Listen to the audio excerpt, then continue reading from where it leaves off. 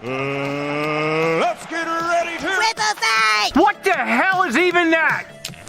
That is one big pilot. For a modern gaming audience. Why are you running?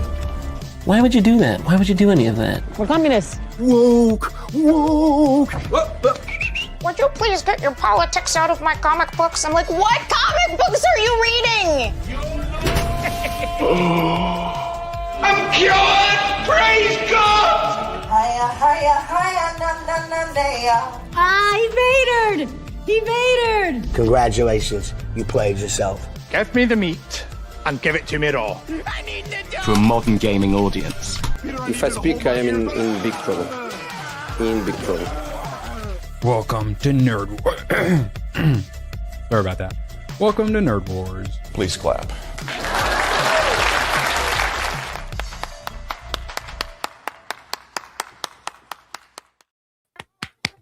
Oh, I got them all out. Oh, man. My butthole's sore after that one. Oh, God. Oh, welcome. Welcome. Absolute pleasure to have you all here this bright, early, smoky morning. Thanks a lot, Canada.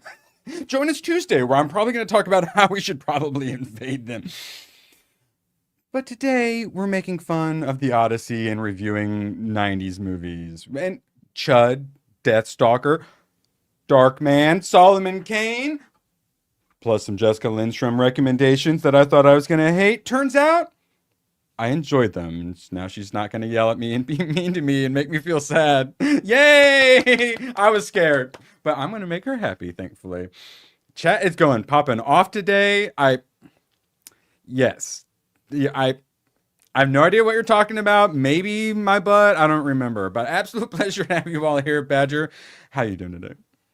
No forest fires, so I'm doing just fine. Just wait. Karen Bass will burn it all down again before long.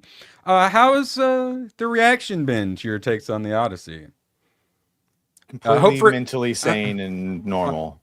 Oh, okay. So Hope for Humanity hasn't gone down or up, still the same? No, we're still cooked. We're still cooked. Oh, okay. All right. Yeah, it's in the meteor. I agree. ABF, how you doing, buddy? Doing pretty well. I played a little bit of a digging a hole game today and looking forward to some Swedish meatballs later. Ooh, so we playing Ore Factory Squad? No, I don't think it's a good multiplayer game. I think it's just fine as a single player game. Oh, dude, it's. I don't think the coder or the person who created it speaks English as a first language. That's the vibe I got. What about you? Probably not. Usually, when you start out with a Land Cruiser truck, they don't know how to speak English. Yeah. No speaking to English. No. Mm-hmm. Chat, do you speak it? Hit the thumbs up. Appreciate you all. Sorry, I have to beg. Absolute pleasure to have you all here. And Butter Framed in Gold, getting it started early. Let's go. Let's go. And of course, as we all know, everything is better with butter. You can never have too much butter. So true. Join us on Bacon Bad. We're doing savory Swedish meatballs. I've never been to IKEA to have the Swedish meatballs. I don't think I have either. Professional Chef Badger, have you had the IKEA meatballs? Of course. And thoughts? Lindenberry. Yeah, Lindenberry. Yeah. All the shit. Yeah. Jess was all about. I mean, there's a place in the world for them. Okay. Yeah. Beautiful.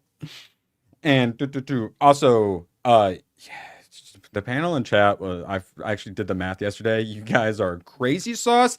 My thought, if we hit like 50 today, we're doing some wheel spinning because I feel like I owe you guys some more wheel spinning. And Solomon Kane got added and watched because I realized, wait, I watched everything. I woke up early today and I'm like, wait, I can watch another movie. So I got to pick a random one. So I was a bad boy and I picked one of the brand new ones. But first, we have a lot to blast through. Yes. So let's start blasting. Cinema score, yeah, I don't trust it in the slightest bit. And if cinema score means like the experience in the theater, this is one of the worst theater experiences I've had probably ever. It was terrible. I don't think I've ever had to put my fingers in my ears during multiple scenes because it was so damn loud. Imagine IMAX. That shit's usually on like 12. Yeah. Yes, and the flash banging, and it was just terrible theater experience. I did not enjoy it. So an A. All right, cinema score, you were fucking useless. I kept hearing about this Metacritic. Badger, had you actually gone there and double checked this? Yeah, Because it's real. It's not as high as elsewhere. Yes. Yes, a 5. I think this is much more accurate. A 5 is actually what I gave it. They And do what's video nice- games on this site too, and it's usually a lot closer to the real score. Oh yeah, Metacritic is one of the better ones. Mhm. And unlike a Steam or Rotten Tomatoes for the most part, you can actually give mixed. Only being able to do thumbs up or thumbs down is a terrible system. You got to have the mixed. And look, we're talking about how like divisive it is. Yeah, Badger, I was asking you about like the comments for your video, and you said it's about equally positive and equally mad at you. It's divisive. It's a lot in the other direction. I've really never seen anything like this before. I knew Nolan bros and like just people that enjoy him more on another level, but some of the things that I've seen said are okay. I will remember that the next time something comes out. We'll see if they apply the same logic to it. It reminds me a little bit of Gunn's Superman, but as more people saw it again or time went on, people remembered it as not being that great. 2 weeks, Jess. Spider-Man. We'll be talking about Spider-Man here before long. Don't you worry. But Nolan deserves to be made fun of for another 2 weeks. He deserves to be made fun of for another month at least. Like shame. Well, some of the few weapons we have, like as consumers, is we have our money. We can choose to give it to you or not to give it to you, and then we can shame you on the internet or support you on the internet. That's just about all we can really do. Shame, shame, shamity, shame, shame, shame. And then all of these reviewers blowing it with a 10 out of 10. I know some other people that might need some shaming too. So 10, 9, 10, 1. 10, 4. It says Nishram, so yeah, discarded. 9, 10. Oh, Ahmed, sorry, also discarded. 9, 0. 0. I didn't know you could leave a 0. Okay, this gets into scoring system. This is my favorite. 0 to 10, and you can leave mixed. I actually really like this system. The problem is you can't break it down into good percentages because you got to do 1 to 10. So that way a 4 is like a 40%. Because if you do 0 to 10, then a 4 is no longer 40%. It's fuck. Scoring systems are very difficult, guys. Well, also, and don't get me started on 4 stars. Sorry, ABF, yes? I'm a believer 0. that you can't 0. You can't, leave a 0 score for a movie. If they had sound, if they had visual, like there's some things there to where you're just lying about it. You know what I mean? It has to be like Birdemic levels of bad, not just like horrible B movie, but like amateurs made it. My personal score, if it's a 4, that means that it was a put together movie. And then my thought is I can kind of go up and down by 1 if I like the story and stuff like that. You know what I mean? See, the thing is, though, when I talk about, because I'm so glad you say that, because one of the points I make with all this is like with that bell curve is it should be getting harder and harder to get to those extreme numbers, guys. Most of the numbers should be a little more squeezed towards the middle if we have a grading scale working correctly. If it's not, then your scale's fucked up. Sorry, I've been hate going on my scoring rants. I'm so sorry. So it normally is like if you're given 2s and 3s, I'm like, bro, like there was sound, like you could see things, like the audio lined up with the mouth and stuff. Like there weren't just scenes that kind of ended, but then accidentally went for a couple more seconds before it suddenly like jump cut way too hard. Then like, but this. The audio, the editing, all of that stuff that normally you would assume amateurs are doing, Nolan also did. Yeah, but the visuals hurt your eyeballs, Erwin, and the sounds hurt your ears. Yes, non-consensually as well. Yeah, and then when like the writing and stuff is bad, some of the decent acting from the Matt Damons and stuff save it a bit from being like total absolute shit. But I was at a 5. Badge, I saw you're giving it a 4 to 6. It is very difficult to score. Last I heard you gave it a 4 to a 6. I'm moving from a 5 to a 4.5. It's crazy. A 4.5, and I think it's very reasonable, and I can make very good argument for that. Which give it another week, I might put it down to a 4. It's. I'm still at like a 5. I know, but you weren't there in the theater, ABF. You weren't there when I was assaulted. No one said anything. I laughed at all the black people and stuff, but no, other than that, no one said anything. So, I'd actually saw what Warfare, and the trailers were insanely loud. And I'm like, maybe they'll fix the audio by the time it starts. And then it starts with them watching that music video, and I had to go out and ask them to turn it down. It's the only time I've ever had to be like a boomer Karen. I was going to say boomer alert. I wanted to do that for this movie. Like, it physically hurt. Like, it turns into a horror movie specifically just because you're waiting for that jump scare or like the Cyclops yelling to get ear raped, essentially.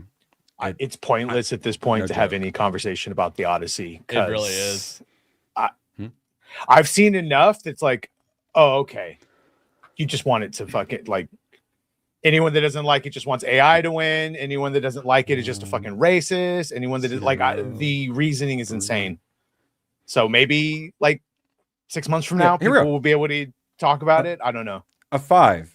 In the 1 through 10 system, 5.5 is the middle. So that's why I gave it a 5. I thought it was half under average, but now I'm like, I think a full point underneath. The median is fair. But in this 0 through 10 system, 5 is the actual average. Another overhyped modern pile of trash. Bad casting, bad acting. The costumes look like something from Temu. Another superhero movie, only this time it takes place in something that's supposed to resemble ancient Greece.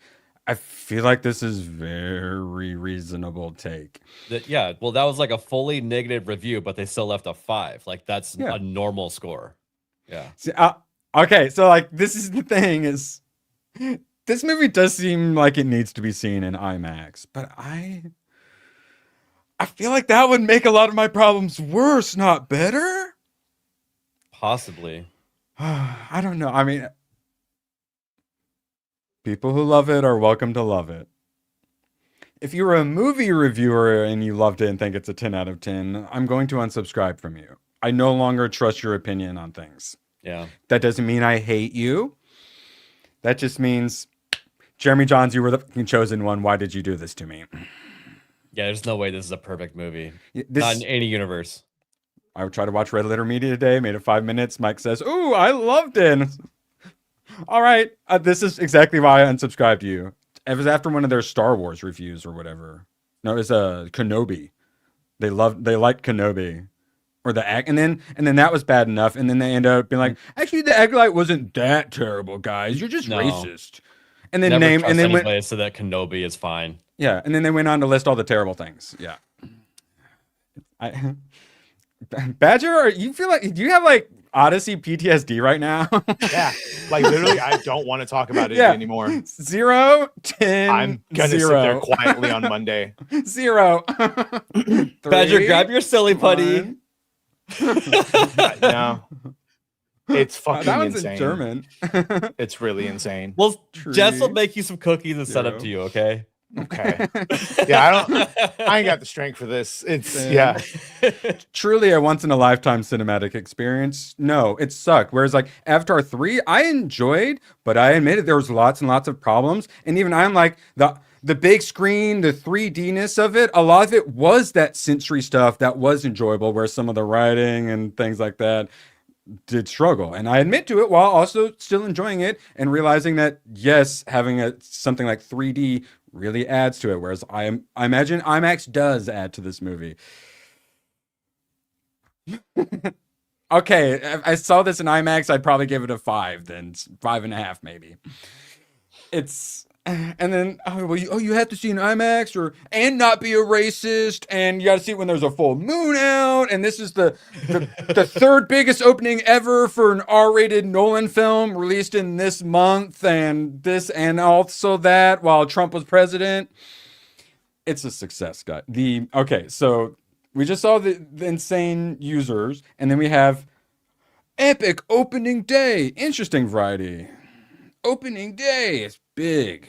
And then I think we had another one, and the way they are describing it instead of a massive success is, they love their puns, their wordplay.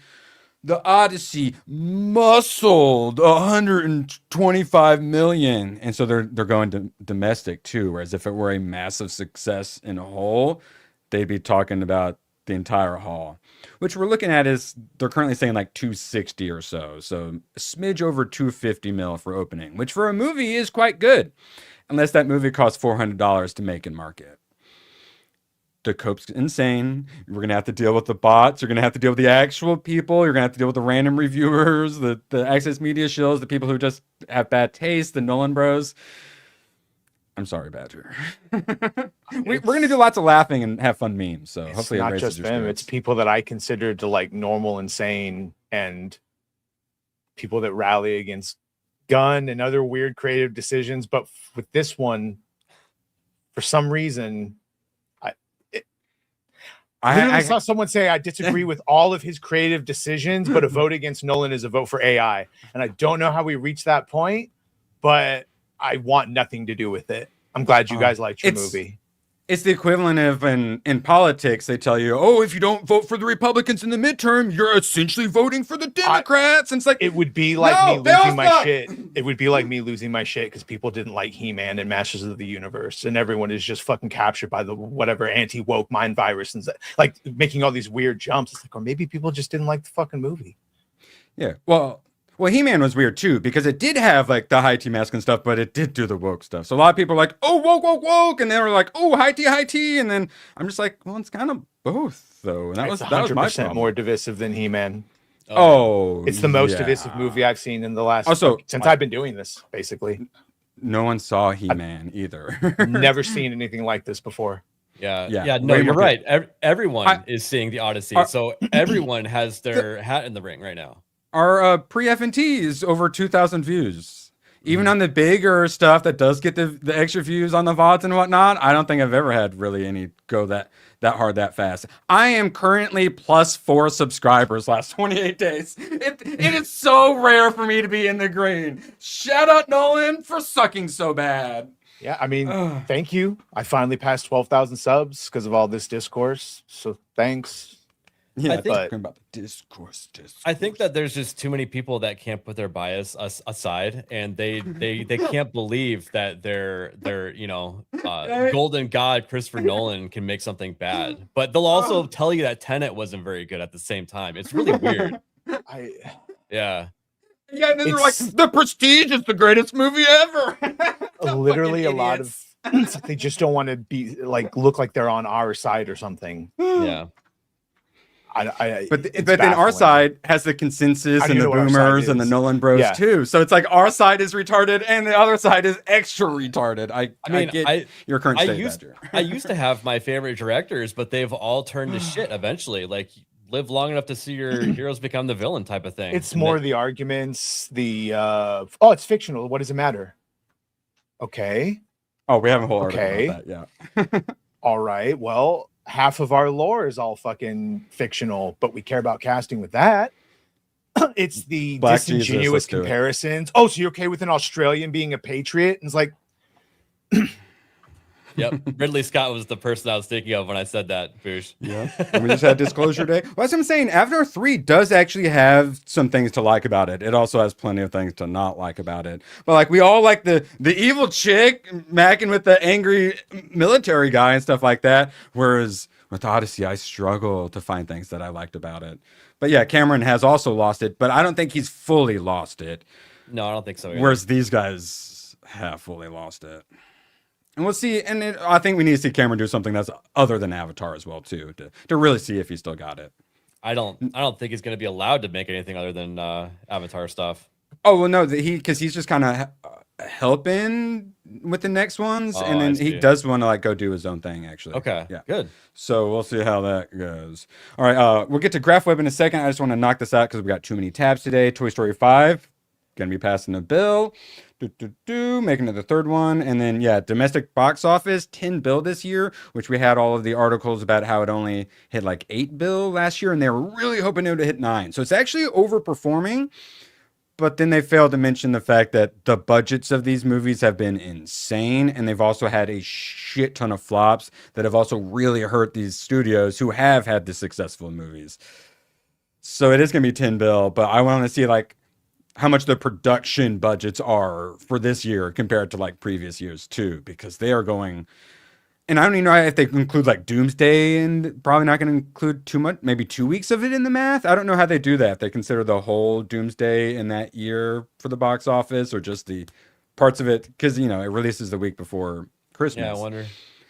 But yeah, so it's like that's really good, but then they spent way too much money on it. So that is good. Numbers are up. Me and Badger are Operation Save the Theaters, even if that means Larry Ellison owning everything. Hopefully we'll get some movies, please God.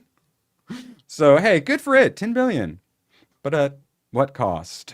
Lots. Hundreds and hundreds of millions and billions. All right, Craftweb, we get into you. Craftweb 42, for fuck's sake, hashtag. Cancel Disney Plus. There we go. Don't you feel better now, Badger? Poor Badger. Craftweb, you made him sad. So, oh, for fuck's sake. All right, we have too much. I finally took the video of all my toys and books and manga. For insurance claims. We'll show it another day. Actually, genuinely, yes, that is actually. I just have to make sure I save my computer in the fire too. All right, but we'll do that another day when Badger's a little more likely to be impressed with my toys. Also, I want to contribute, but my office right now is a mess, and I'm still working on it. Yeah, ABF is too scared because he knows our setups are going to win, so he's acting like it's too messy to do a video for. I get it. I would be scared of all our toys too. What do you got? Guns and driving rigs? I gotta push all the stuff under my bed. Okay. Quick, Patcher, we need to do this before he can compete against us. All right, now, shout out to Jessica Lindstrom. Recommended, there's ABF dropped something at the end of the stream, so we didn't do Wheel Spin. I was like, oh, we need to do Wheel Spin, so I went into Baking Bad, and I was like, wait, why doesn't Jess recommend some movies? And she chose The Dig and Charlie Wilson's War, and I went, fuck, those look terrible. But similar to like a Tomahawk situation, I did actually end up enjoying it. So The Dig, I don't think I'd even heard of it. On Netflix, it's Carey Mulligan is the cutie, and then Ray Fiennes are the main ones, and then Hottie shows up later, and her character existed to basically just cheat on her husband, who seemed like a perfectly good guy. But instead, she wanted the hot soldier. She wanted to cheat on her husband and fuck him before he went off to war. So I could have gone without that. I don't know why that was there, but she was cute, so I did like that. So essentially, white woman, I think husband dies, and then so she's control of the estate, and then they find some like archaeological thingamabob. And so she brings in Ray Fine, who's an archaeologist, and he does a bunch of digging, hence The Dig. My digger. Yeah, I was going to say, and for anyone interested, we do have digging emotes. Yeah, she's pretty. That's what I'm saying. I definitely could have done without her, but she was some nice eye candy. So, she also is, ooh, doctor, I had a case of the vapors. So it kind of seems like maybe she's got some weird health issues, a little foreshadowing. And then so it's pretty boring, which is why I was concerned. But in those sort of historical, like based on a true story things, if you have some good actors doing some good acting with some good dialogue, then it can still be good. And it was good actors doing some good acting with some good dialogue. It's a young Washington situation where I'm like, oh, when they do this fancy talk with these accents, that's actually really nice. I like when they do that. And Chris Nolan said, fuck you. We started with the rapist. So I surprisingly enjoyed it. Nice touching moments at the end when the mom finally died, or she's probably gonna die soon. And then her and her son put down like blankets and lay in the because it ends up being like a big boat or something like that, an Anglo-Saxon boat based. And so they like sleep and look at the stars and you have nice like touching moments. And I watched most of the like the last 30 minutes or so in bed, and I grabbed my Switch to do a little Switching. main monitoring, and I never turned it on. It was a K-pop Demon Hunter situation where I enjoyed it enough that I ended up choosing not to distract myself like a Zoomer. That's always good. So I actually got to see the good moments. Yeah, touching, heartfelt stuff, good acting. Yeah, Lily James is hot, but they like frump her up all nerdy style, but that just makes her hotter to us nerds. And Ralph Fiennes smoking his pipe and stuff. And at one point he's like digging. He's like, "Oh, I can do this." And then all the dirt falls on him and they have to dig him out frantically with like scraping fingernails off and stuff like that. And so there's some good moments, even though not a lot happens there. It still has like good pacing, and yeah, I enjoyed it. And there was a lot of the darker color grading, and I mean, it's in England or wherever, so it's naturally a little darker. No, not the Osbagobble, not the Oscavatio. Hold on, sorry. But despite that, there was still a lot of colorful moments. So yeah, this is her with her like perfectly fine husband, who I might have missed it. I didn't notice him do anything wrong. She basically just cheats on him. But like the movie makes you like want to root for her. Like I don't remember him being abusive or anything like that. Or like maybe he didn't support her profession or something. I don't remember. I didn't care. But yeah, so they dig up a little boat, and I should have not cared, but it ended up being pretty decent. I was pleasantly surprised. And we'll leave it there because we have too much to talk about. That was a Netflix only movie? I don't know. Okay. It is currently on Netflix, but I hadn't heard of it, and it would make sense if that were the case. Okay. Yeah, we got another one coming up, Boss Level. That's basically that's a Hulu original right there. Okay. So, oh man. All right. No, not Amanda Badger's. What we're about to talk about. Badger, if you have any thumbnails or anything you need to make, you have permission for the next 2 tabs. Great. Badger's for 10 squiggles. Gently slaps Badger's arm and nods. I think he's hitting on you. Time makes it hurt less, mate, slowly. Oh. Well, one would hope. Well, yeah. Wait, is he talking about the Odyssey? He could be talking about everything right now. And right? It would, yeah. Like, that was a genuine question. Yeah. Appreciate it, Patches. Yes. Shout out. We are more attached to you chatters than we probably healthily should be. Lod 6, so close, 89. I just make it 69, Lod. Gifting 1 membership. Hitting Dragon's Blade 79. God, just do 69, guys. Just do 69. I was forced by law to fill out. It's for like the census is like some home survey shit. It said I had to fill out by law. So I told them my apartment had 69 rooms, 42 of which were bedrooms, because I couldn't have 420 of them be bedrooms. Then I found out I didn't have to fill everything out, and I realized, wow, there's probably a few things I just shouldn't have put anything in. And they didn't even ask me any questions about whether or not I wanted to be ethnically cleansed. The answer, government, is I would prefer not to be. All right, shout out. We actually have English Batchers. We have his clip, and then we have Laud's clip, which was Batcher's clip until I stole it.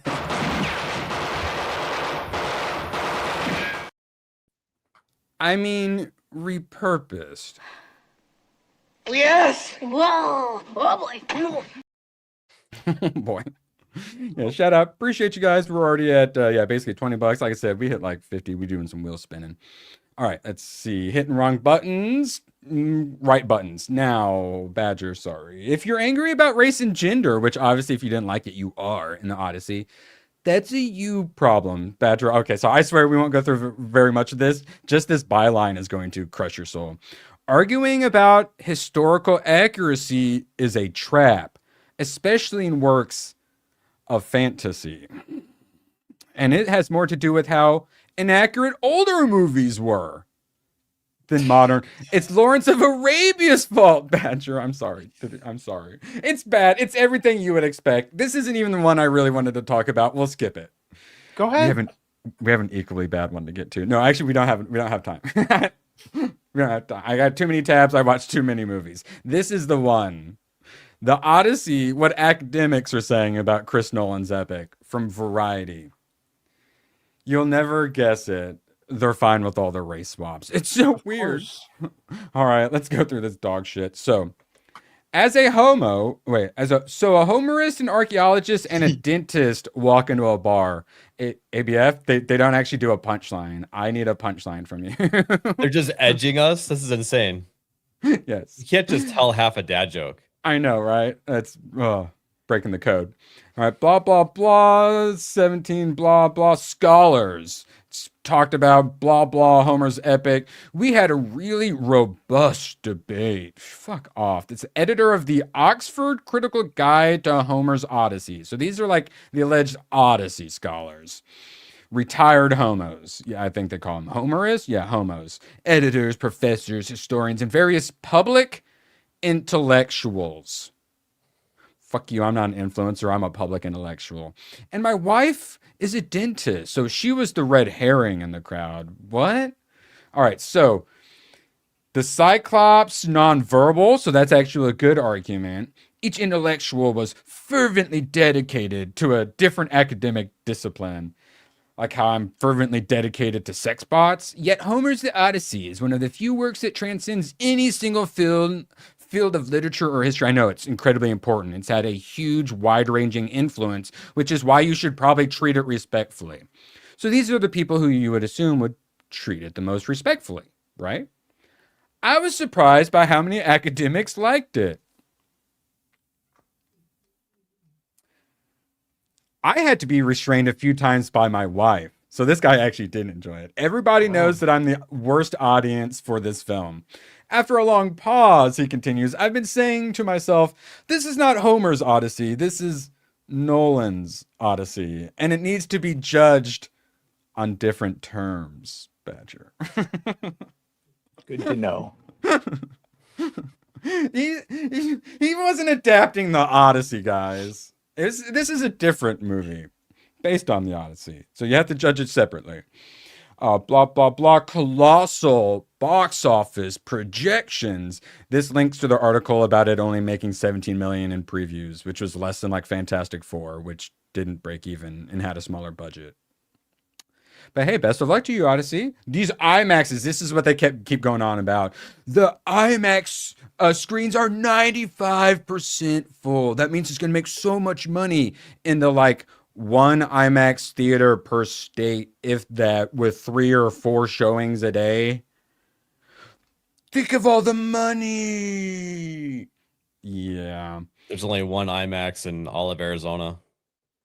That's how it is in most places. Yeah. And then because it's, well, do you have the real IMAX? And the real IMAXs are probably less than 1%. I was going to say, IMAX is a dead we technology. Do have the real one. Yeah. Yeah. We have a real one too. But yeah, no, that's why it's no one uses the technology. It's a dead technology. Chris Nolan's the only one essentially pushing anymore, along with like James Cameron and a couple others. All right. So, Badger, it doesn't matter how historically accurate it was because more people are buying books of the Odyssey now. Yeah, no, they're happy. It doesn't matter. So they can read what the real Odyssey was supposed to be like. It's all not real anyway. Who cares? Yeah, right. It's had the impact of the OG Gladiator, but even that didn't have the same run up. There's that was an Australian. Gladiator sucks because it was an Australian. We shouldn't have had him play Gladiator. That's unfortunate. Yeah, that's where we are. I'd say who hurt you, Badger, but I know who hurt you. Half the internet. Yeah. Yes. And a large section of the other half. There's already been hundreds of published academic articles, and the movie hasn't even come out yet. Yeah, it's almost like the whole system is fully behind this. It's so strange. Blah, blah, blah. And then critics have argued the woke castings, along with certain production design choices, are historically inconsistent. But after a Variety spoke with leading classicist and historians, it became clear those weren't the issues driving the conversation in academic circles. Not only is it not woke, I think it's actually a very conservative film. The roles for women are constrained. The interracial casting is women of color who just get to be married to a white man. No, a Jewish man, which is not progressive. A Jewish man pretending to be white, married to a black woman, is the most progressive fucking thing I can think of. So, the problem isn't Lupita. The problem is she's married to a white man. Who's actually not even white. Eastern European Jew.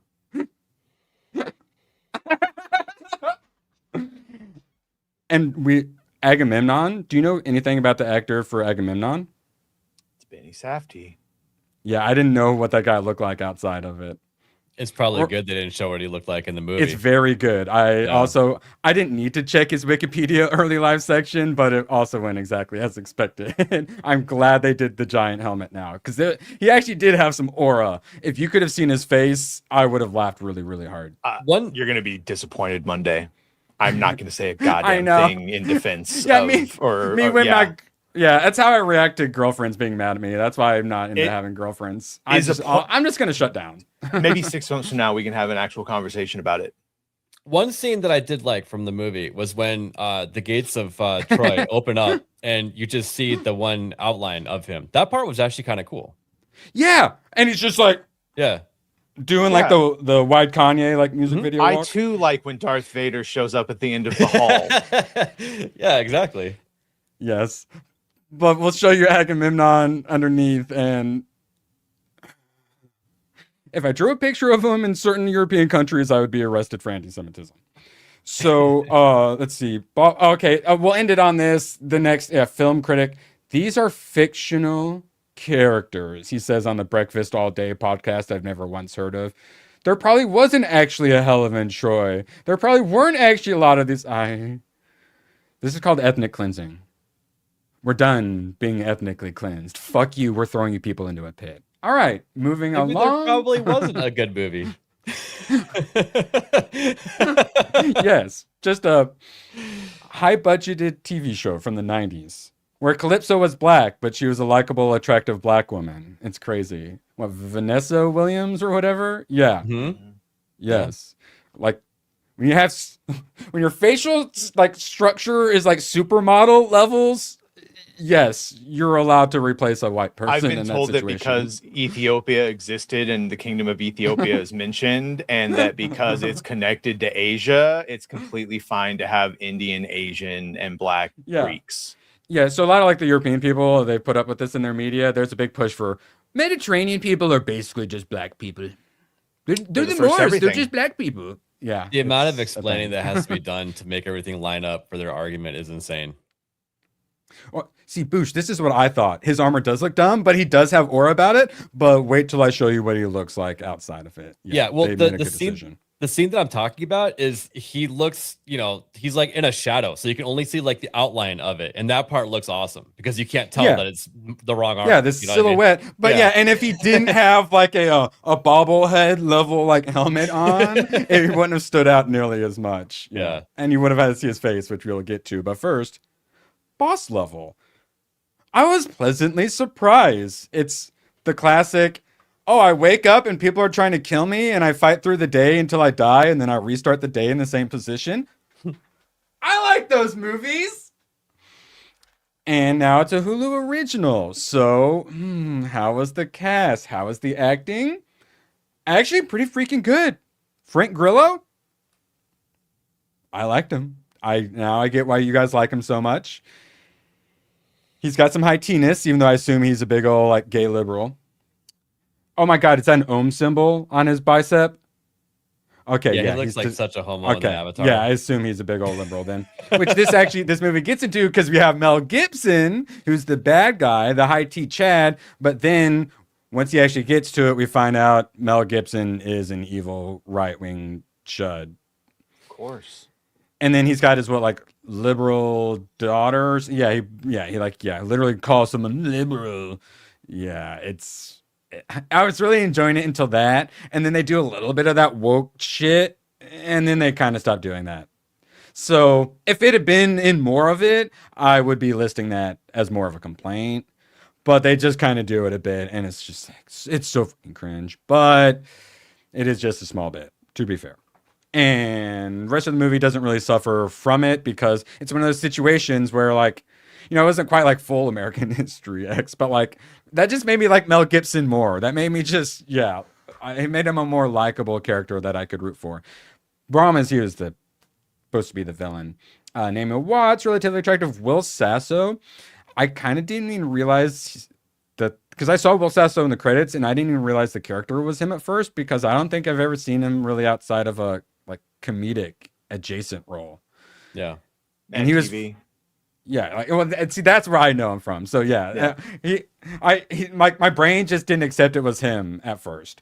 Let's see, some more attractive white women, hot Asian woman. Michelle Yeoh is in it for some reason.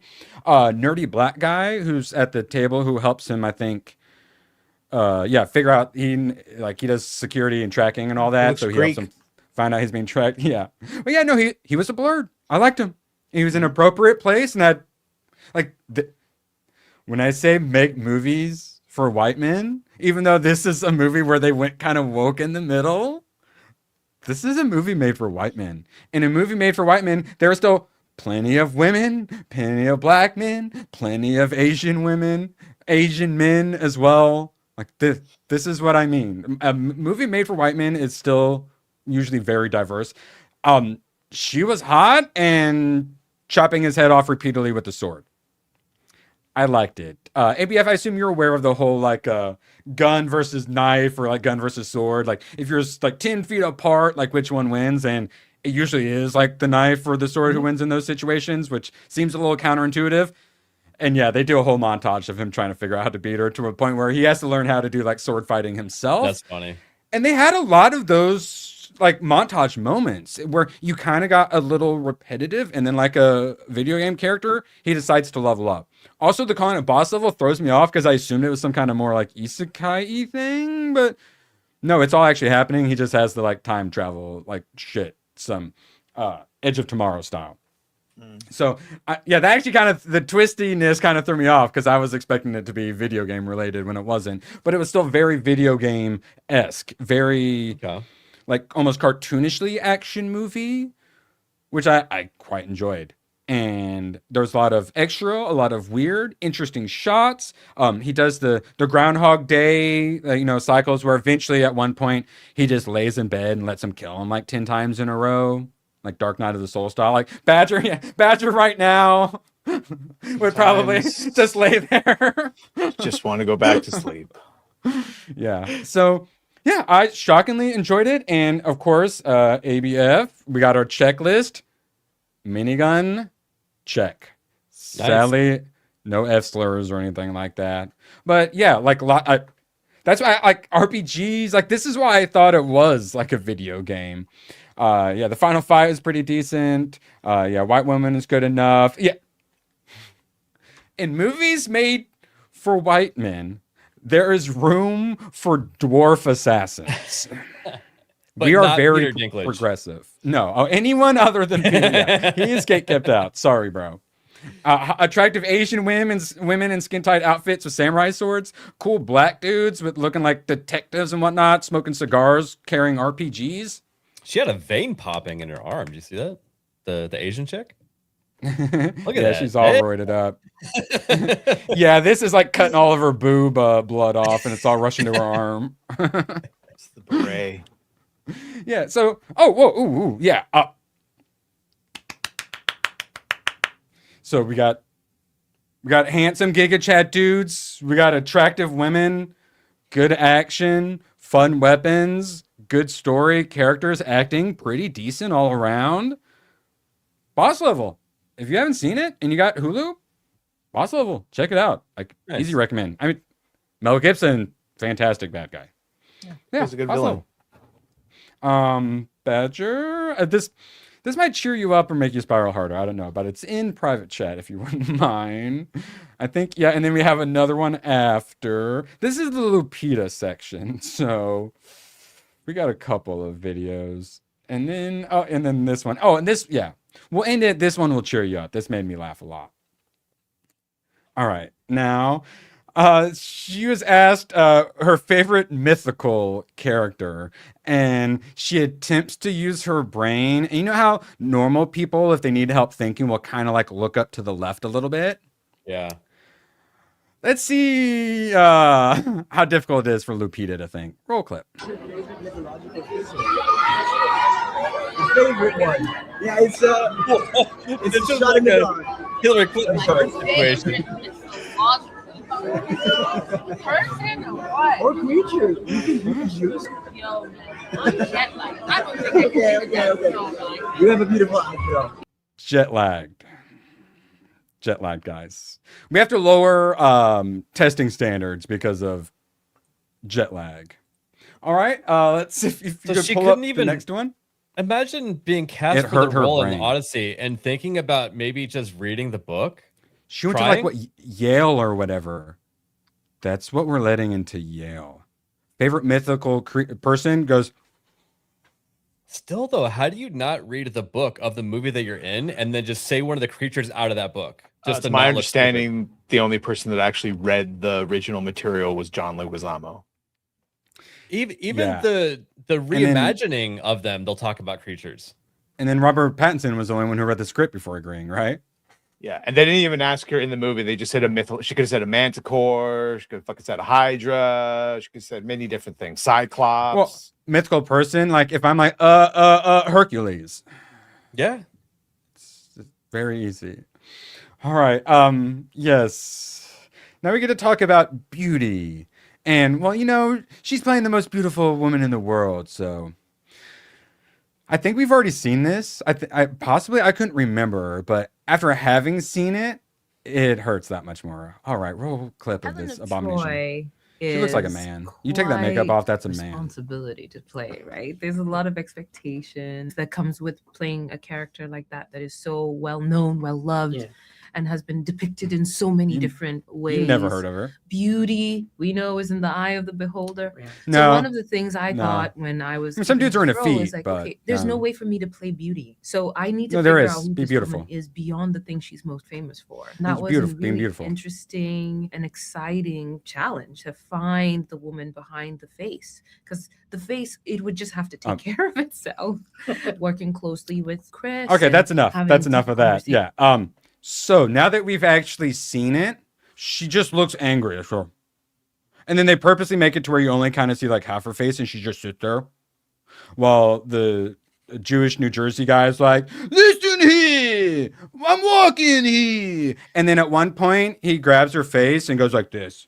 And then she doesn't say anything, I don't think. I think when he's yelling, I think maybe she says one thing a little bit, but she looks like with a stone face and just looks kind of sad. And then he goes like that, and you just see her disgusting face. And then you see the burnt side of it too. And then later she whispers in his ear about patriarchy bad. What the fuck was she talking about here, Badger? What did she play? I assumed that they all filmed like Angry? 8 fucking hours of material. Oh, and yeah, then it that. got edited down into like seconds to minutes. So I was just gonna say that, yeah. Yeah, sneeze and you'll miss their part. Yeah, beauty is in the eye of the beholder. No, it's the not eye of the ticket holder. Now, you deserve all of these memes. What you mean you out of dipping sauce? I love this is such a perfect meme template. It's so easy to do. Oh wait, I forgot this one actually. Wait, badge. Okay, wait here. I'm gonna send this one. If you could whip this one out, and then we'll do the push-up challenge one. That's really funny. So, Oh, I think I know what clip you're talking about. this is the bitch and hoe or whatever it is Mhm. challenge. Oh my god. We should have got more creative with our weight loss thing with that. Yeah. My neighbors heard me laughing about that one this morning. All right, this one I only dabbled in. It looked pretty good. All right, let's roll clip. Look at me. I'm Helen of Troy now. You hear that, ladies? She's the Helen of Troy now. More like hell of fucking ugly.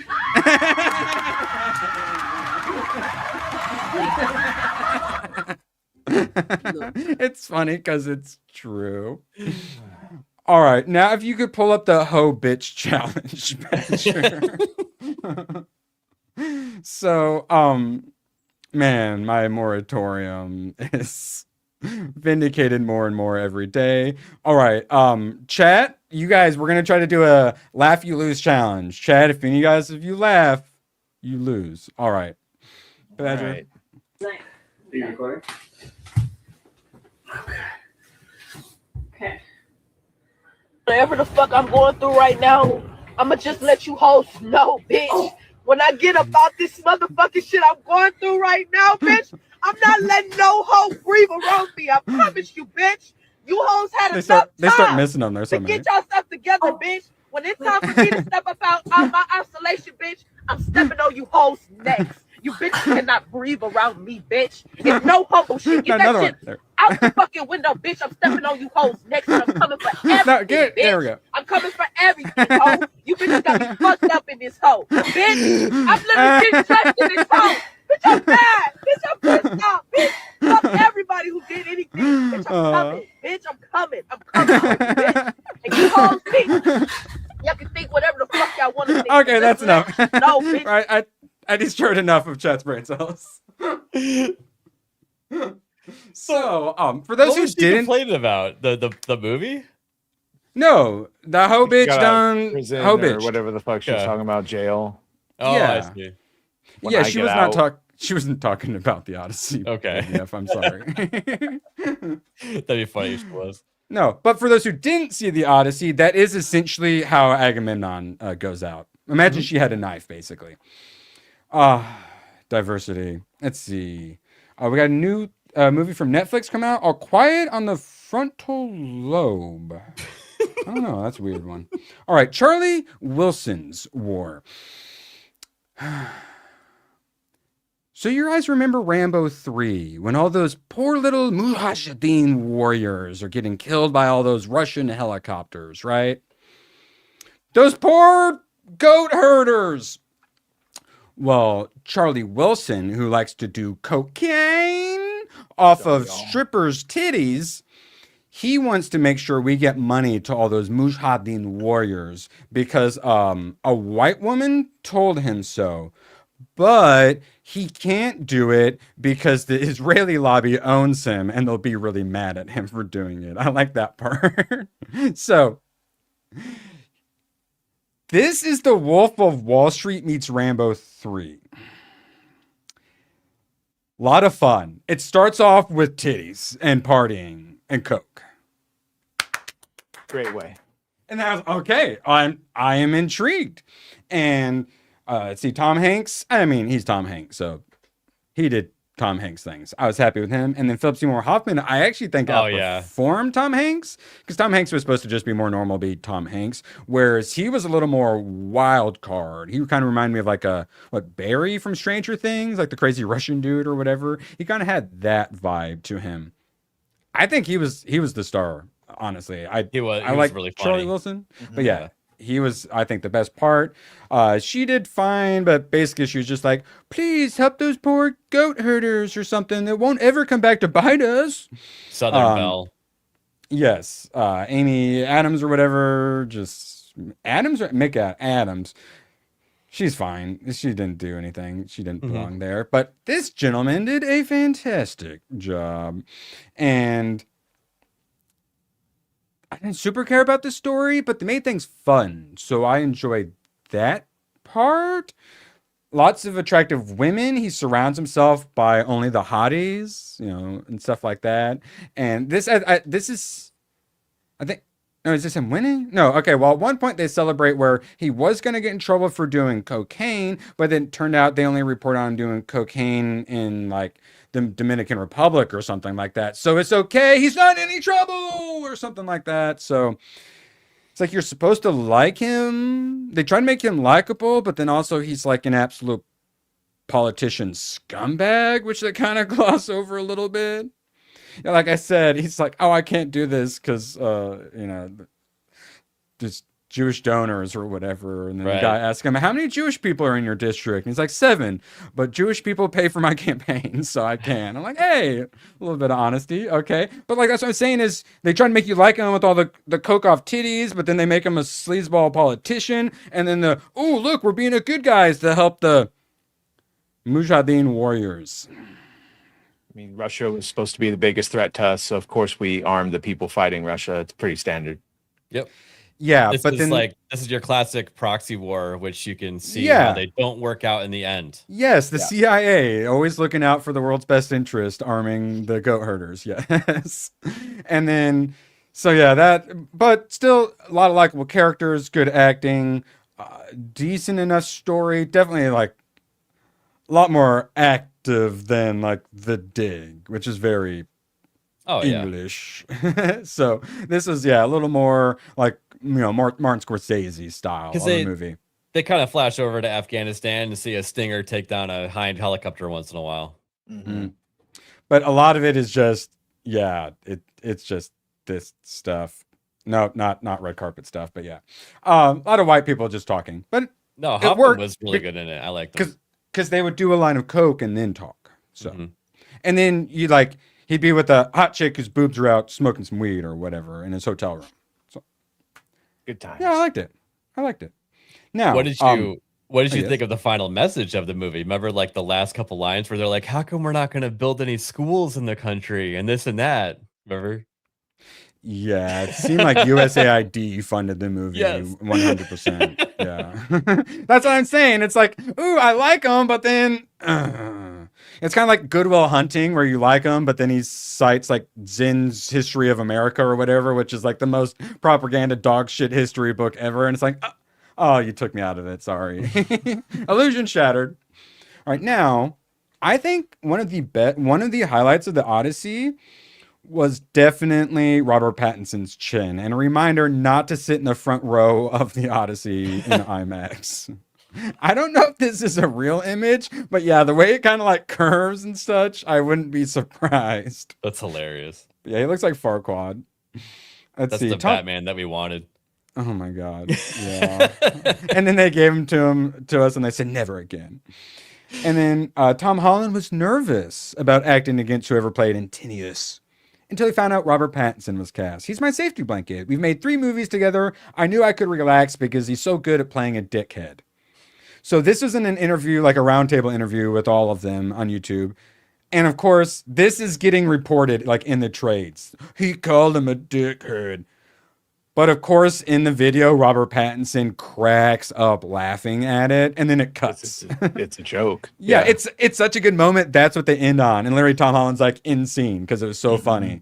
But then the trades were trying to play it like, oh, he's throwing shade or whatever. When no, it's a hilarious moment, and Robert Pattinson is just as charismatic as always.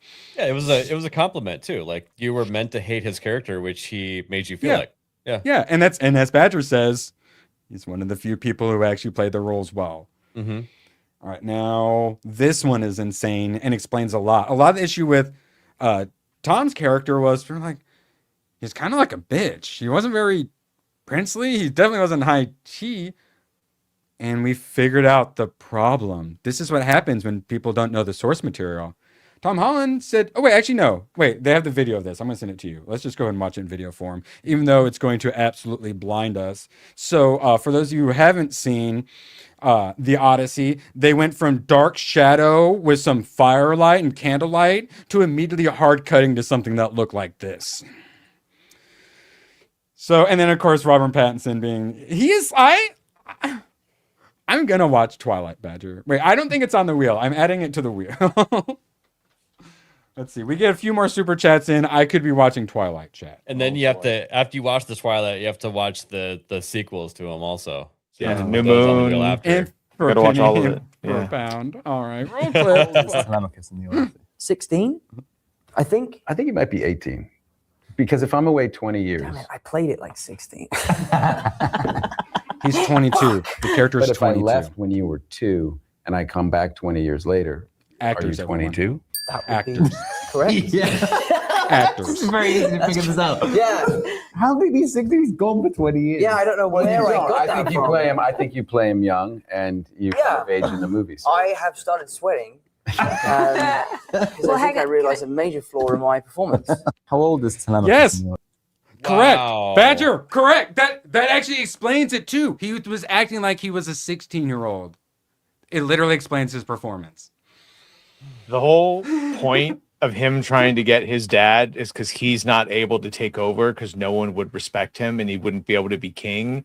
And then comes back and they leave and then he's king. So why couldn't you just take over and be king? Okay. Because mommy misses daddy and something or another. Okay, That's a huge flaw in the movie. Holy shit. That's what happens when you don't know the source material, your actual character. Yeah. Damn. Yeah. That's some gun level direction right there. Good job, Chris. Yeah. So this is more from, I think, the roundtable stuff, which they actually have been doing good. Like, they've been doing the charismatic, fun little behind-the-scenes stories. Until we find out one of the behind-the-scenes story is the dude absolutely fucked up his performance because he's an idiot.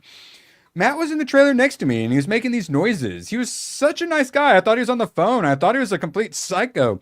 He was just screaming and screaming and screaming. I thought he was having a really bad toilet experience.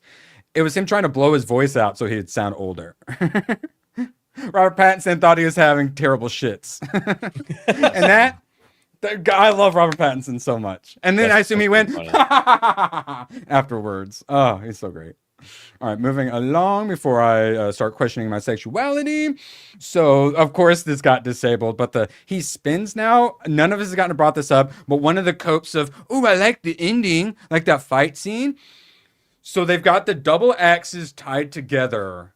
And at one point, he rips them out, like, over. I think he puts his, like, neck up against it and pulls it out and then takes it and is just, like, wildly swinging it like this in the most awkward fucking way possible.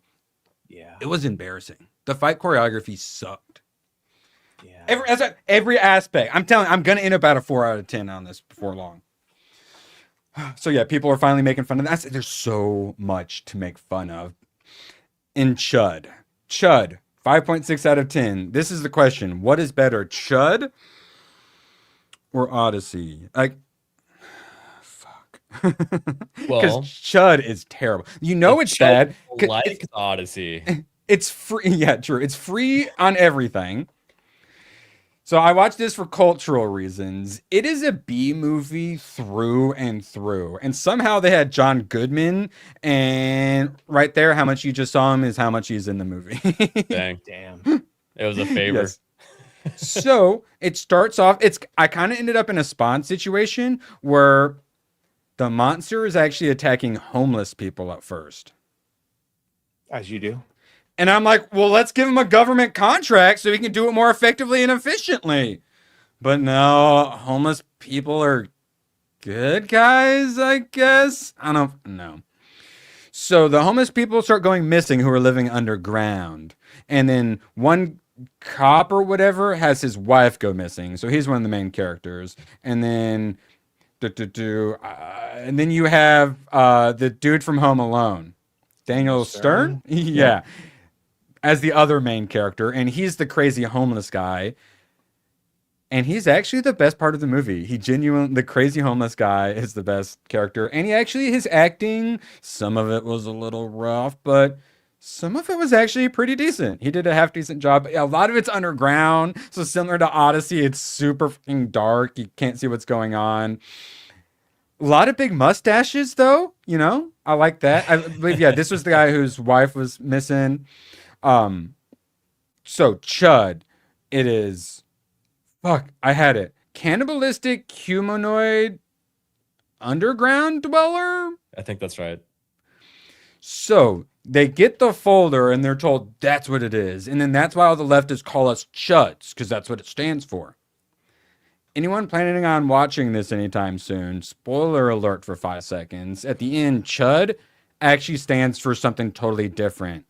They have toxic waste that they're storing, like all the world's toxic waste being stored under this one city. And the CHUD acronym actually is for that plan. And that is what's creating the monsters. The homeless people aren't being attacked. The monsters are the homeless people. And CHUD actually stands not for the monsters. It actually stands for the, uranium or whatever is probably what the U is. So they call us Chuds, but they haven't even actually seen the movie. So they have no idea.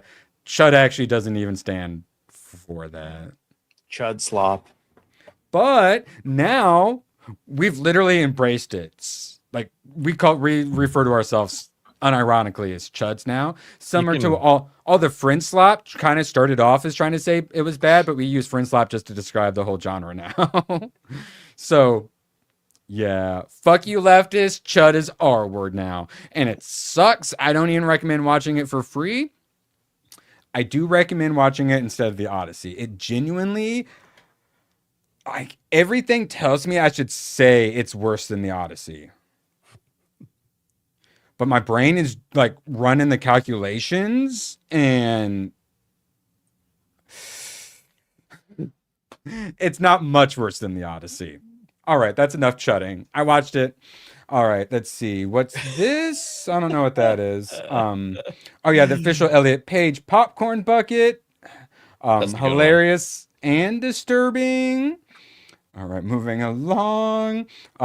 Badger, I'm sorry, moving along. Oh, here, this is funny. Badger, I'm sending this to you. We got a little cheer sub. Imagine a lot of you guys have already seen this. This one made the rounds. But I had not watched it all. So it's the Odyssey then versus the Odyssey now.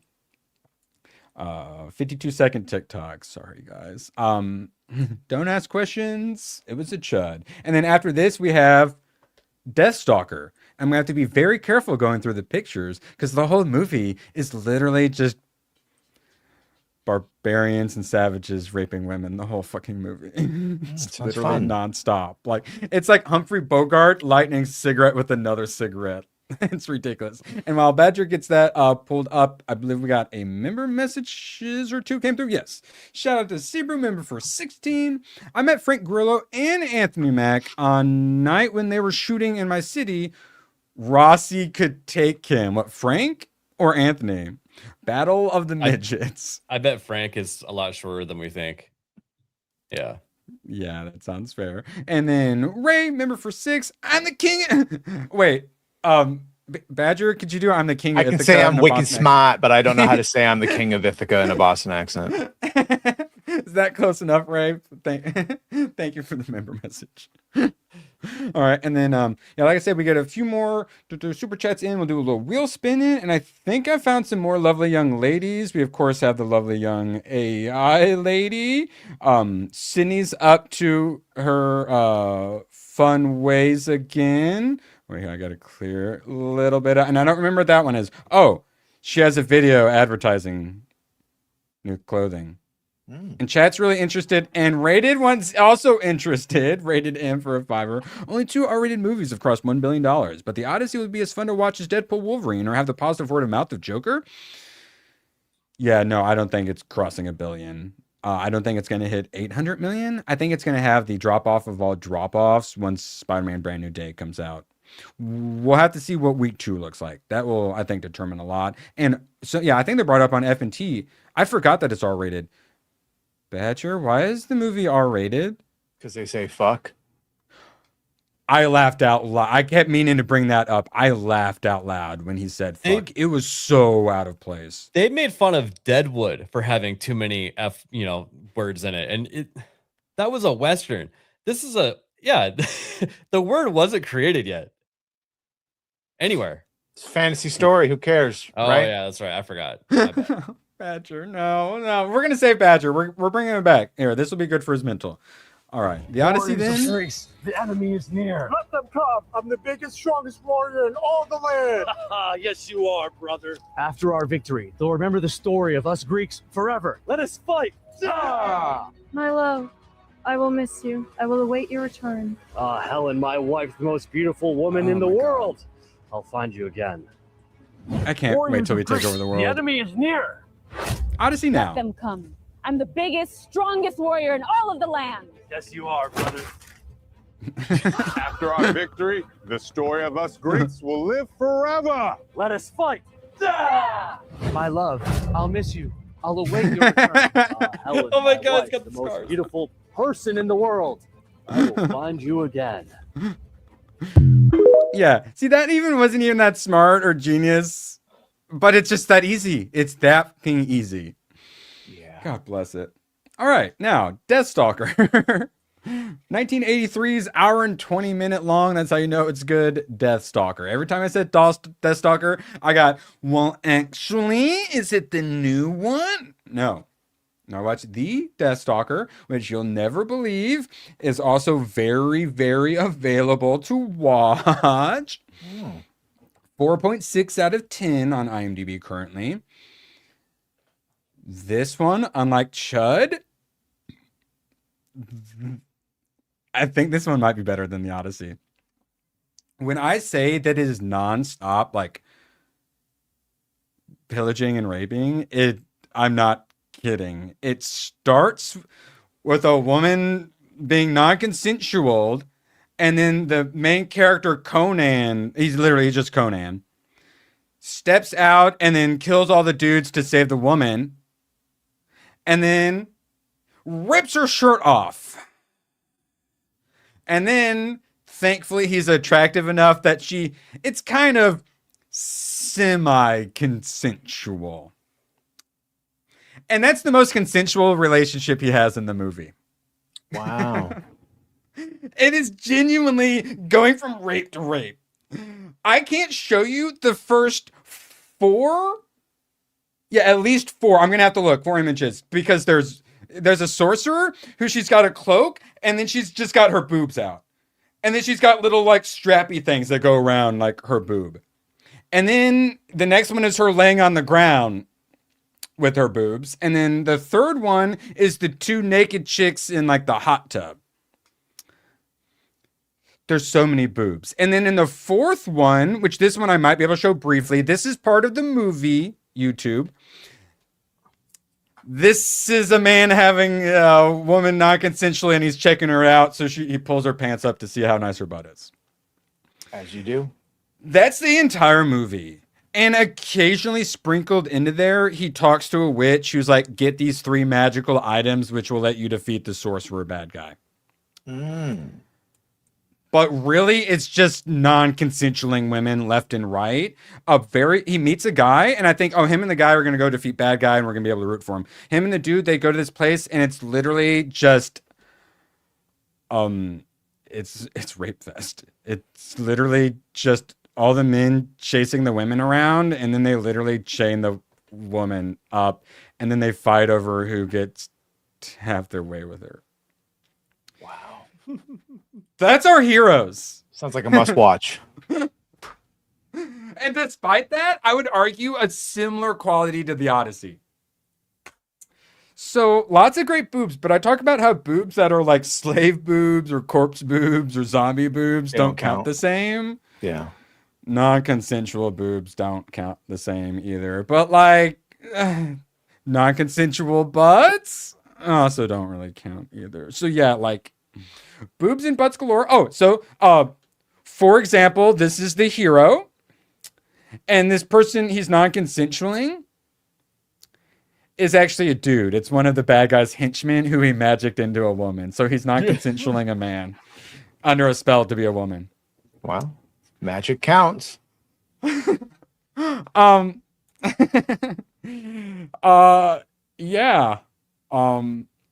And then the whole time it's very campy. Yeah. It's it was a bit of a rough watch. And then some people know it from the dude with the pig face. He's the one who wins the right to non-consensual that woman who was chained up. So crazy weird pig monster has her way. Similar to like everyone wants like Ninja Scroll. Badger's watching anime. He needs to watch Ninja Scroll so he can see the big troll monster non-consensual a woman. It's kind of one of those moments, but with like a pig-headed dude. But then like at the end, he kind of finds like a necklace and this other thing, and it gives him some magic powers to defeat the bad guy, who is as campy a bad guy as you can possibly get. Bald with the goatee, and then let me see if I can get him. This is the pig having his fun. This is his bro, who they eventually kill each other at the end because they're both bad guys and they have no morals or anything. The screen won't go down. There we go. And I'm afraid to scroll through it. I need to find the the bad guy. He's got a ridiculous tattoo on his head. Yeah, this was during the fight. All the women were like, "Ooh, I'm gonna lay with the old guy to be safe." So it's like you try to get away from the graping, and it's out of the frying pan and into the fire situation. Yeah, like I'm not kidding. Like this is the whole fucking movie. Okay, let me find this, like this is why I don't like Game of Thrones, because it's just literally like, well, I'll kill you, I'll rape you, and it's just like, are there any good people I can root for in this? No, you're all terrible. I don't know what you're talking about. They're good looking, therefore it's not rape. Right? They're ugly, it's rape. Otherwise, it's just playing hard to get. Those are the 80s rules. Well, I mean, so yeah, like literally, this is an example. Yeah, it's all right. I know. I saw the picture. I saw the picture of the dude's head. Yeah. Oh my God. There we I go. bet the remake is more for modern audiences, and there's less graping in it. My guess. Which honestly, this is one of those ones where I wouldn't mind that update, because it was genuinely a little wait. I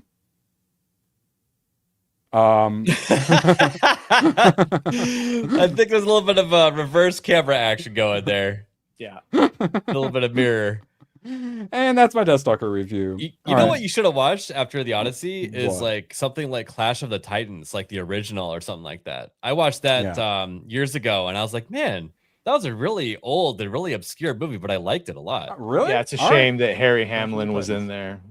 Oh, darn. I guess he's Greek. No. All right, we don't have enough time. Let's see. Tom Cruise talked about IMAX and camera lenses, and it was actually interesting. Make him the president of Hollywood.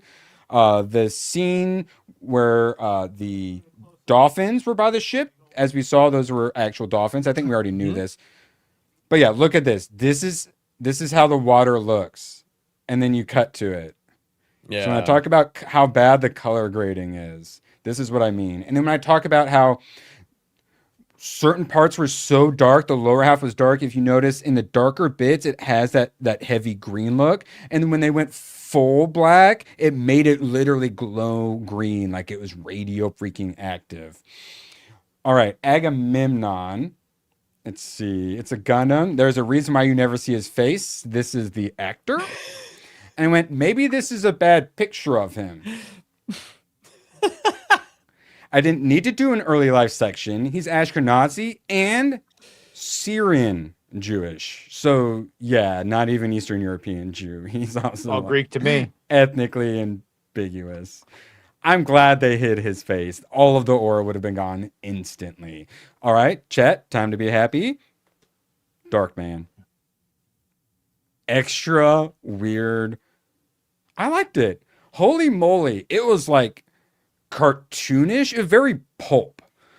Very like Dick Tracy levels of cartoonish. The gangster guys kind of remind me of Dick Tracy a bit, but without like big metal jaws and that kind of cartoonishness. But the way they acted was still very, cartoonish. Sam Raimi as fuck.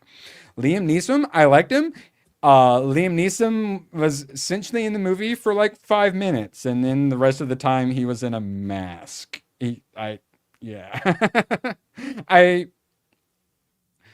think I would have liked it more if I could have had Liam Neeson acting, but like the whole time it's just him and like bandages and stuff like that, and it felt like it kind of hurt his performance a bit, but I still liked his performance.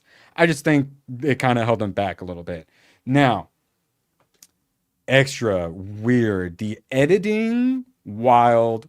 Very fun camera work, very Sam Raimi stuff where like I think someone like falls over backwards and the camera like rotates with him and stuff like that. A lot of really fun transitions and things. Yeah, I kind of like that he was a scientist a bit, but it didn't really end up mattering too much. I thought he was going to be more superhero, but it's more he just can't feel pain and he looks like a mummy unwrapped essentially, but he's also like Master of Disguises, where he can just make a face of himself, and supposedly that's just him in a mask. No, it's not.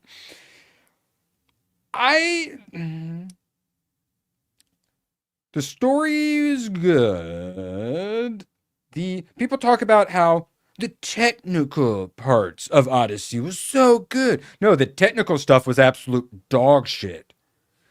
This movie, the technical stuff was really good. Honestly, some of it kind of gets into amateur filmmaking levels of having fun with it, which I appreciate. I rather them try rather than just having a bunch of flat shots like in the Odyssey.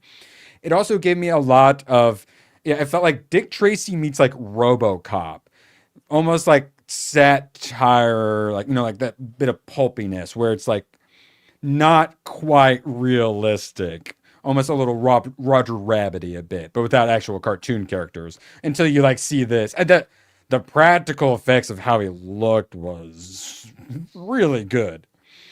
Let's see. Yeah, female character was fine. Oh yeah.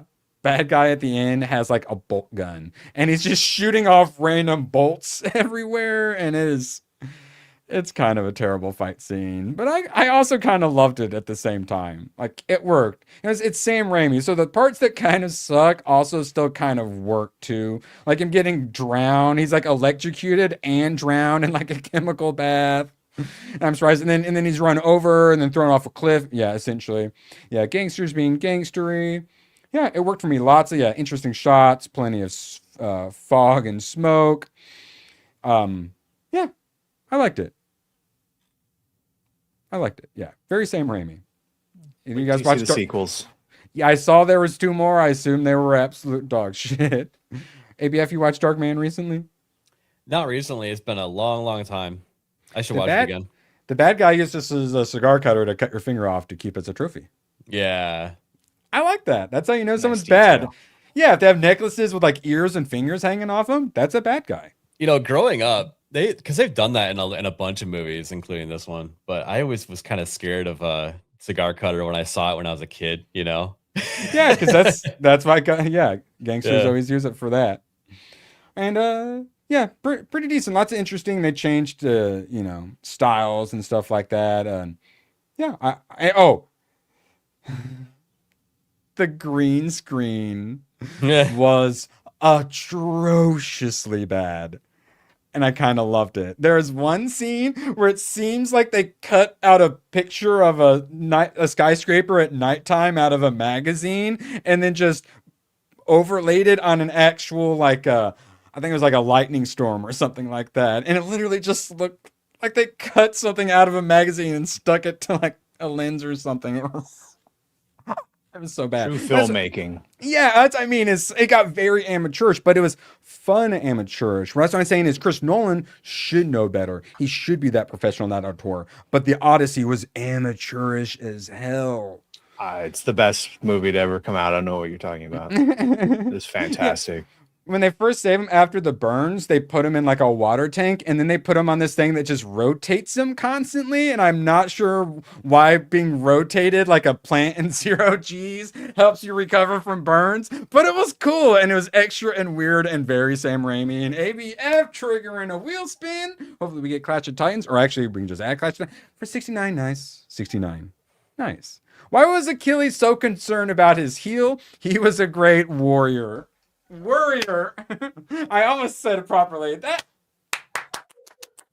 Fuck you, Variety, for giving us half a dad joke too. That was good. I thought you were gonna go in with like a dad joke 101, but you kind of went to dad joke 102. I think the class is advanced. Yeah, you've done some recent, you've dropped some 400 level class ones recently, but I feel like you've kind of gone back to the basics, and I appreciate it. And I forgot, I made a new ABF clip. 1, 2, 3, negative.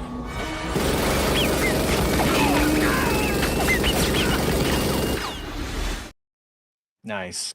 Miniguns make everything better, correct? Nice. Especially when you pop out of the water holding a minigun. Yeah.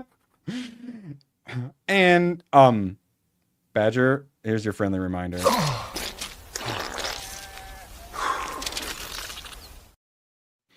So you are still going to watch some House of the Dragons, right?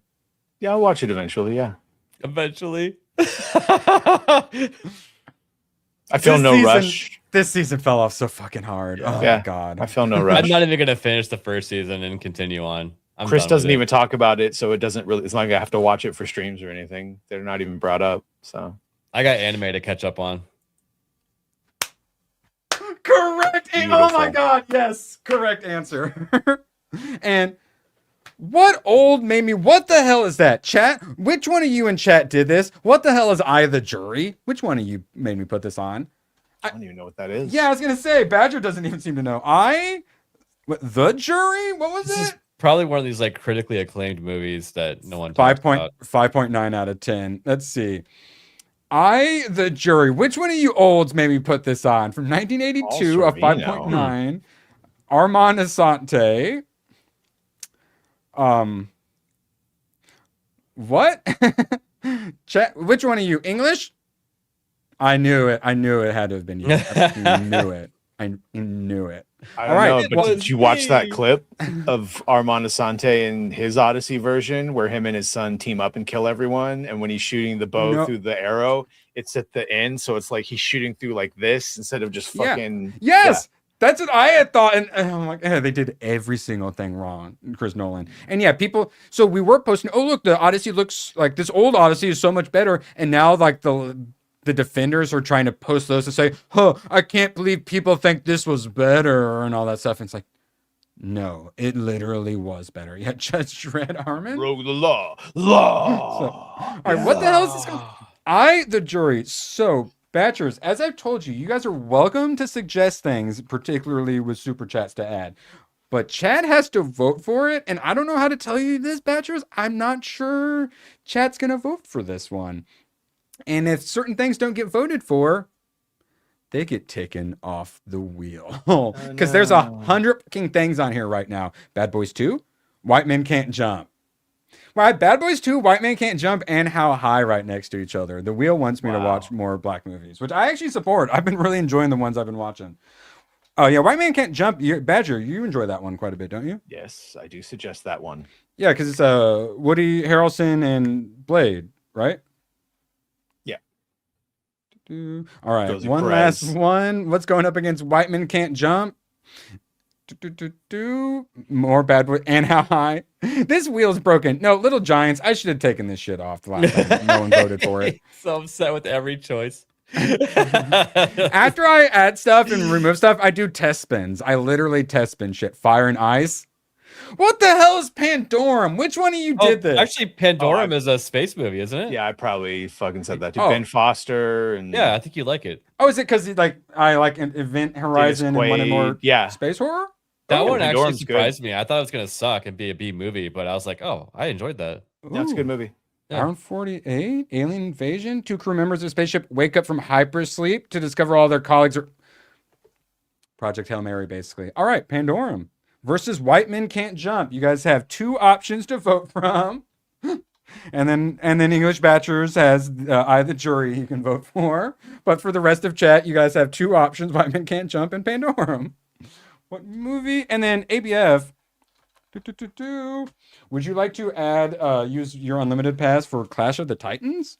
Sure. I don't remember the movie that much, but And you're it'd be talking interesting to- you're the talking old the one. old Yeah. one. Okay. Not the new one that was remade, which I didn't hate that movie. Like that one probably deserves the same criticism that we're giving the Odyssey.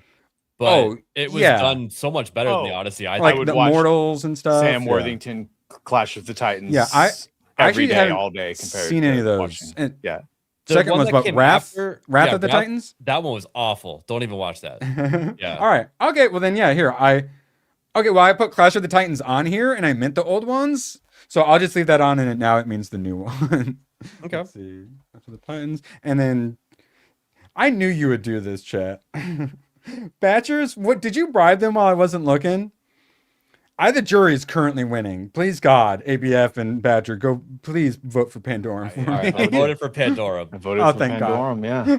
Look, and it's chat, please. I mean, chat, I can't wait to watch the jury. I've been waiting for so long. Now you guys no, White Man Can't Jump is doing like they're being third party spoiler right now. White Man Can't Jump, I'm about to arrest your political party right now. You are taking the vote away from Pandorum. Fascist. All right, we're getting close. Okay, I the jury's only winning by like 1 vote now. All right, Tech Rap, please, quick, vote for Pandorum, please. Thank you. All right, let's see. Back to whatever the hell we were doing. Oh yeah, I believe we had some more super chatters. Seabrew dropping 2. What's an army of babies called? An infantry. Oh, that's a good one. Good job, Seabrew. That is, that ABF approved even. Shout out Seabrew. Shout out to any headphone users. You're about to have an air horn blown in your ear. Blame Seabrew.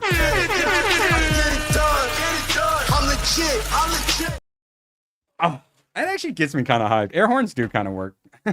I just need some like inflatable little stick things I can smash together. Moving along. Wolfroom dropping $1.99. Next movie you watch, To Live and Die in L.A. I don't. Do you guys know approve? that one? To Live and Die in L.A. I have to see it on IMDb, I think. So, Willem Dafoe. Okay. Let's see. Right? And that is Willem Dafoe? Yeah. Okay, yeah, Willem Dafoe. William Peterson, John Pinkow. Oh, it's got a high rating. It's also available anywhere for cheap. So, Wolfram, if you're a crazy person like Tomac, you can drop the straight recommends. But for these, I'm happy for $1.99. We'll throw that bad boy on the wheel. But then similar to I the Jury, oh my God, it's all tied. They're all at 33% right now. Good chat, guys. I can't go anywhere with you guys. Gotta watch them all. So I am happy to add it to the wheel, Wolfram. But then chat does have to vote for it. And if it's something I'm not interested in, that increases the chances of chat voting for it. To live Erwin, and you die. you just need to look up how to set a botnet to your polls. I know. Well, whenever B-Man really wants one, it's really strange how the one he wants just suddenly gets a bunch of votes for it. He probably doesn't have 10 accounts. I know what you're up to. All right. And wait. What are you guys on about? Streets of Fire? Streets is a Streets of Fire rock? The hell Streets of Fire? I don't know. Is it a Tupac song? Or is it White Man Can't? I don't even know now. What's Tech Rat maybe they are saying? talking about a song. Your air horn clip.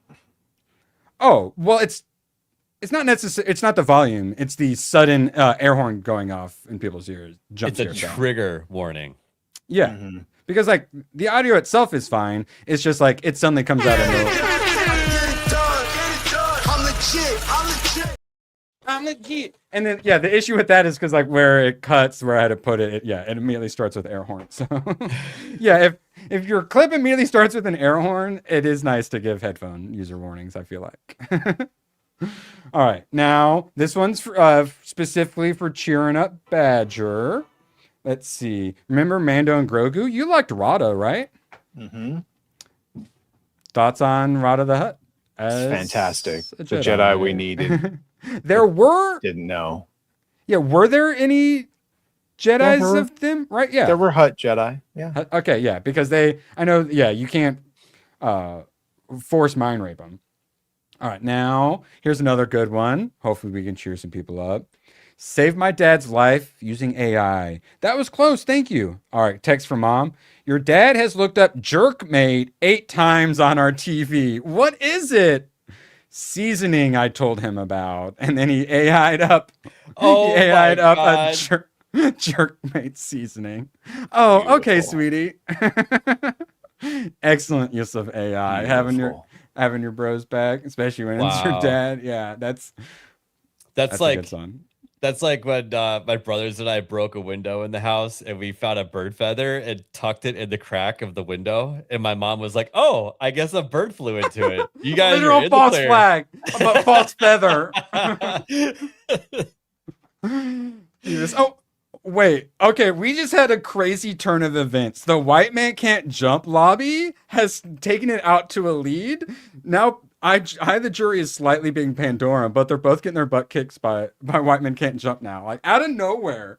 It's probably fixed. Yeah, I assume someone bet on White Men Can't Jump on Polymarket, and then they botted the poll.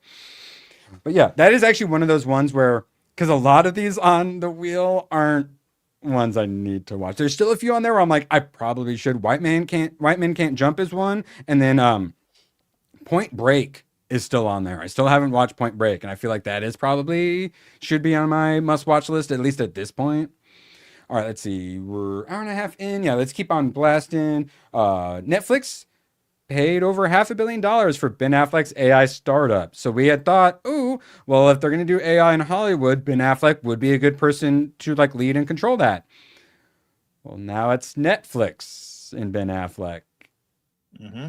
Makes me a little less it makes me a little more concerned because Netflix, but also it was obvious that Netflix was going to be getting into AI stuff. So if they're going to be going into AI, at least it's with Ben Affleck. Yeah, Badger, this is kind of this gives me complicated emotions. What about you? I think he sold it and he's going to have fucking nothing to do with it.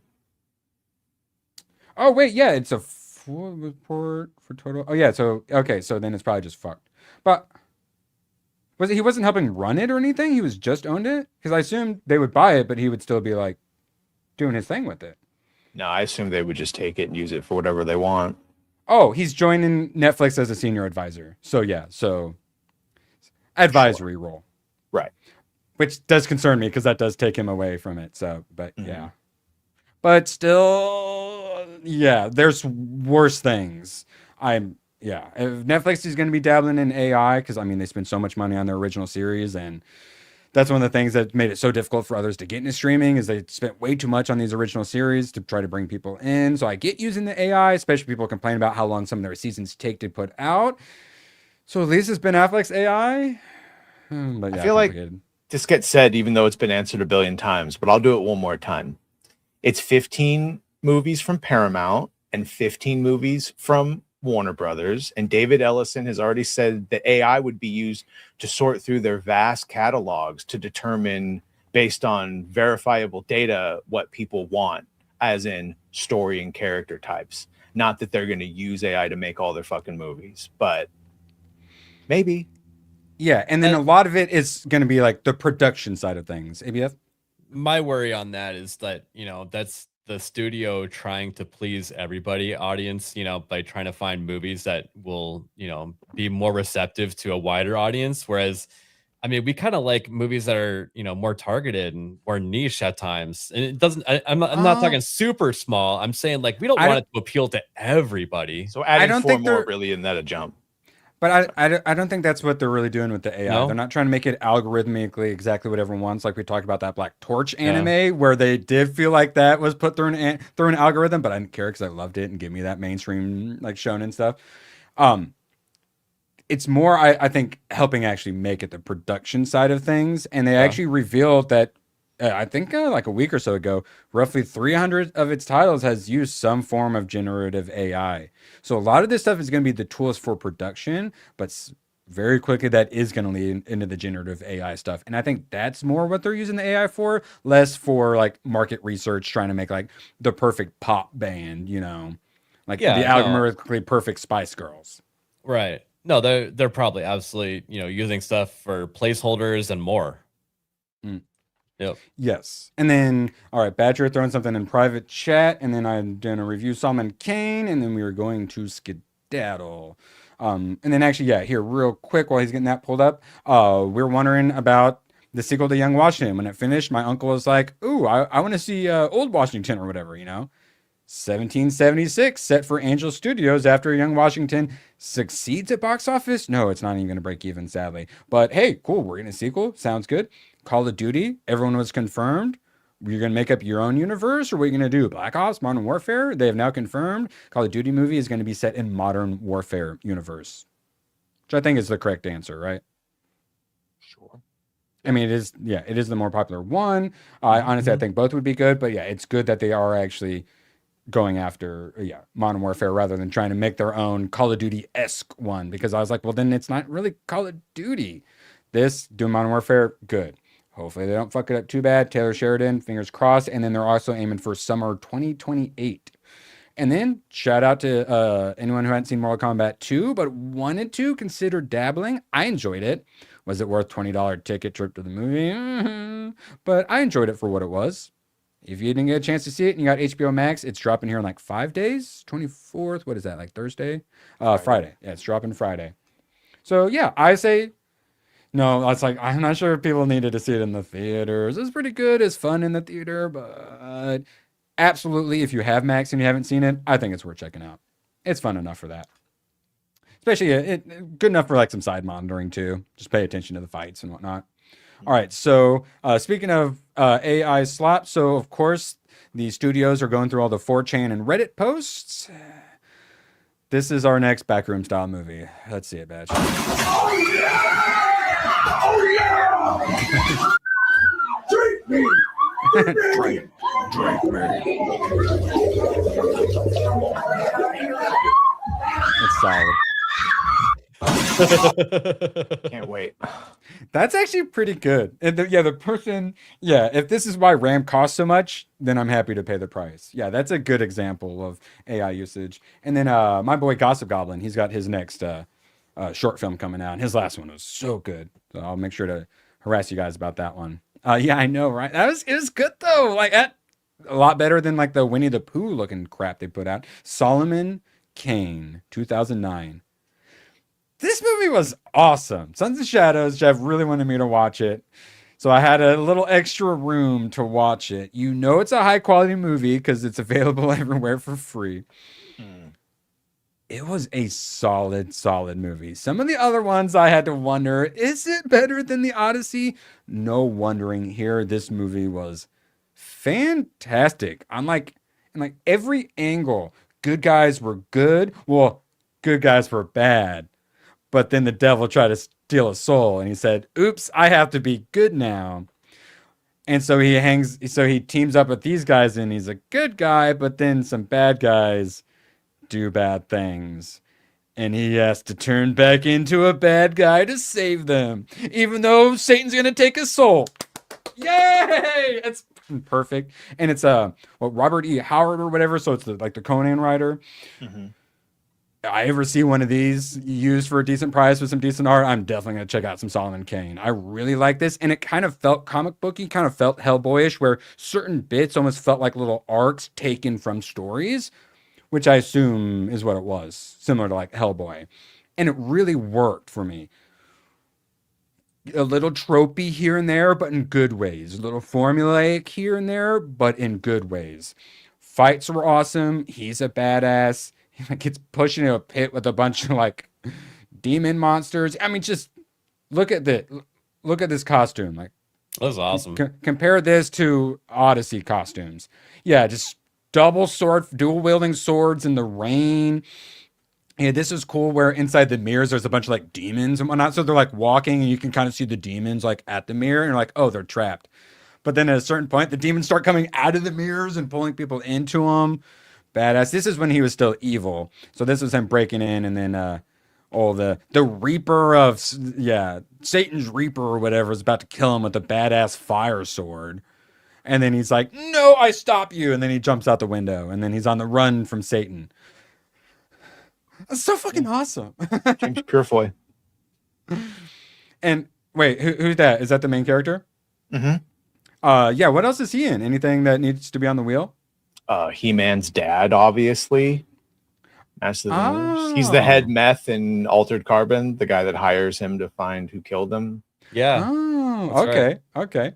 And then the ultimate villain guy also was I quite liked. Rather than the terrible tattoo that switched sides, he had whole like Bible verses written all over his forehead and whatnot. That's cool. It was great. Great costume. Very intimidating. I think he was Malachi. Yeah, Malachi's a great like bad guy name as well. And essentially he can like touch people and then their veins turn all black and their eyes turn black and then they're like demon like spawn. Nice. So fucking good. And then oh wait, is that all the pictures? I already went through all the pictures. Guys, you just need to watch it. It's available free freaking everywhere. Solomon Kane. Go. Solid movie. Like genuinely, aged very well. Like, yeah, it would be a decent Thursday movie for you guys. One downside, no boobs. But after Deathstalker, honestly, I was kind of fine with that. All right, so if you guys enjoy balls in your mouth, make sure you join us over on Jessica Lindstrom's, where she's going to make meatballs for ABF to put in his mouth. Swedish meatballs. And she is allegedly Swedish, so they better be extra good. Yeah. We're using the IKEA jam. Don't worry. Oh, good. Yeah, literal IKEA brand. Yeah, lingonberry, ligmaberry. Yeah, there'll be some ligma jokes in chat for sure. So even if you don't care about cooking at all, you don't want to know anything about cooking, come join us over on Baking Bad and make ligma jokes, please. Everyone likes meatballs. Yeah, exactly. Badger, any videos you'd like chat to check out? No, I mean, you know, you can check out the last 2 releases, but other than that, nope. Whiteman can't jump with the win. I'll let you guys keep. No, I'm in the poll. Whiteman can't jump with the easy win. So yeah, we're about to be over on Baking Bad. What you got going on Monday, ABF? Monday we have Jeff Sons and Shadows on. We're awesome. talking about some fun gaming stuff. Good. Yeah, he's plenty to talk about. I like it. Whiteman can't jump for the easy win, and then we will be playing some Funnel Chasers Monday night as well. Funnel Runners. Funnel Runners, that's what it is. Yeah. It's Tornado Chasers Friend Swap. Yeah, it looks really fun. Gonna be a lot of Hayden yelling at us because he got sucked up into a tornado, I imagine. Yep. I'm looking forward to it. That'll be fun. And then, yeah, obviously I'll be back on Tuesday for some politics. World War III is heating up, guys. Jesus H. Christ, God protect us all. All right. Appreciate you all. Make sure you join us over on Baking Bad here in an hour or so. Appreciate you all. Couldn't do this without you, and we will see you later. So long, and thanks for all the fish. Oh, the camera's on. The camera's been on the whole time, huh? I don't even know. Hello. Screw you guys. I'm going home. Good, then get the hell out of my life. Who needs you? Beat it. Leave me alone. I needed to get rid of the human garbage, otherwise known as my best friends. Come on. Bonnie, how do you keep getting back in? Well. Bye. If we're not back by dawn, call the president. It's like she just wants me to be happy. Everyone!